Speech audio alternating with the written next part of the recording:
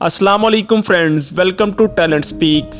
दोस्तों, आज हम इस सदी की सबसे बड़ी चोरी के बारे में बताने जा रहे हैं। 15 फरवरी 2003 को इंटीरियर डायमंड सेंटर में $100 मिलियन के कीमती हीरे जवाहरात चोरी किए गए। अगर लुटने वाली रकम और दीगर कीमती सामान की मालियत भी इकट्ठी की जाए तो ये $9 बिलियन की चोरी करार दी जाती है। इंटीरियर डायमंड सेंटर की इमारत दुनिया की सबसे महफूज इमारतों में से एक है। अरबों डॉलर्स के हीरे यहाँ मौजूद हैं। इसमें 2 पुलिस स्टेशन है, हर वक्त पेट्रोलिंग होती रहती है और हर तरफ हिफाजती कैमरे लगे हुए हैं। पूरे सेंटर में कोई 1 इंच भी जगह ऐसी नहीं होती जो कैमरों की निगाह से ओझल हो। चोरी की वारदात बिल्कुल किसी गैंगस्टर फिल्म के स्टाइल से की गई थी। हीरो के एक बदनामे जमाना चोर लियोनार्डो नोटरबर्टोलो की कमान में चोरों ने गैर मामूली हद तक सख्त और जदीद तरीन 10 हिफाजतीदारों को अबूर करके ये वारदात की थी। चोरों के इस गिरोह को दी बैंडर्स के नाम से भी जाना जाता है। लियोनार्डो ने इस इमारत के पूरे निजाम का 2 साल से जायद अरसे तक जायजा लिया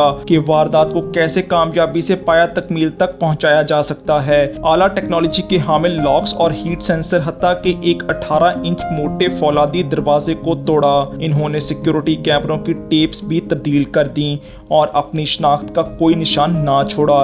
इन्होंने मजमूई तौर पर 160 सेफ डिपॉजिट बॉक्स में से 123 बॉक्स तोड़े। हालांकि ये सब के सब लोहे और तांबे के बने हुए थे। इन्हें 2 लॉक से बनाया गया था, एक चाबी वाला ताला और दूसरा कॉम्बिनेशन लॉक। लियोनार्डो इन दोनों लॉक्स को तोड़ने में कामयाब रहा। वारदात इस दर्जा महारत से की गई कि कोई भी एक फर्द मामूली सा जख्मी भी ना हुआ, हत्ता कि इसमें किसी फर्द को धमकाने की जरूरत भी ना पड़ी। अलबत्ता इनसे एक गलती हुई, इन्होंने एक आध खाया हुआ सैंडविच वहीं छोड़ दिया जिससे DNA हासिल कर लिए गए। चुनाचे पुलिस ने महीनों की जद्दोजहद के बाद दुनिया के मुख्तलिफ ममालिक में फंदा लगाकर इन चोरों को पकड़ लिया। इनमें लियोनार्डो भी शामिल था, जिस पर मुकदमा चला और इसे 10 बरस कैद की सजा सुनाई गई। दिलचस्प बात यह है कि इसे मुजरिम करार देकर सजा जरूर सुनाई गई, लेकिन इसने आज तक इस वारदात के साथ अपना ताल्लुक तस्लीम नहीं किया और ना ही किसी सहाफी के साथ इस वारदात की बाबत कोई एक लफ्ज भी बोला है।